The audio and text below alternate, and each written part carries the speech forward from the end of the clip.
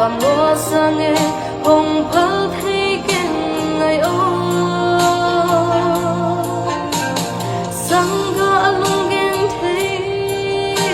e hồng nem dâu e hồng nem đi sen mang lao kha hồng về in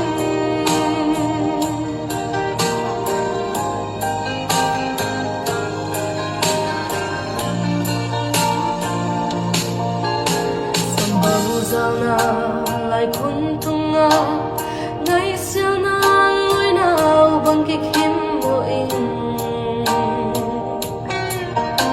ai qua vào đi bùa lung khoang nghe lung kem thế lại khôn tung nào bằng cơ pin là đuông sắc mê bao lối quan lấy xuống mây đi rồi bàm loa sang nghe hồng phật thấy kinh ngày ô sang ga lung gen thấy hệ hồng nem dâu hệ hồng nem đi sen mang lao kha hồng về in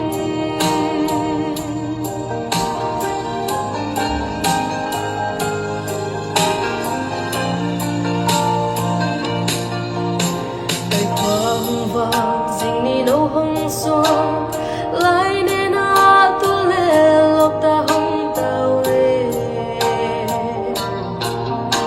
ngày nào khất xoan làm bằng tao này hiang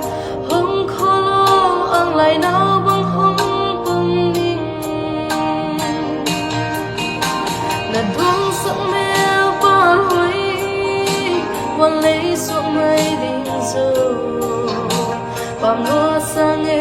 hồng phật thấy kinh ngày ô sang ga lung gen thấy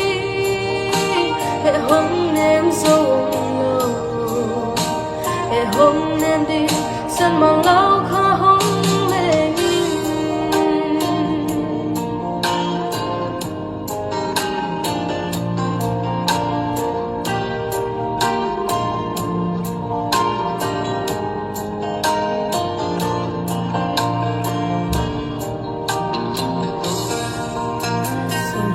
so tin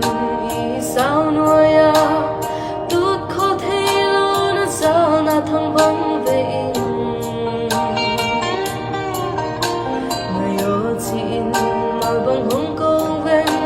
tổng hông đông lâu luôn khi to xuống hay kít xe linh ta đoán sắc mê ba lối quan lấy xuống mây đình rồi bàm loa sang nghe hồng phật thấy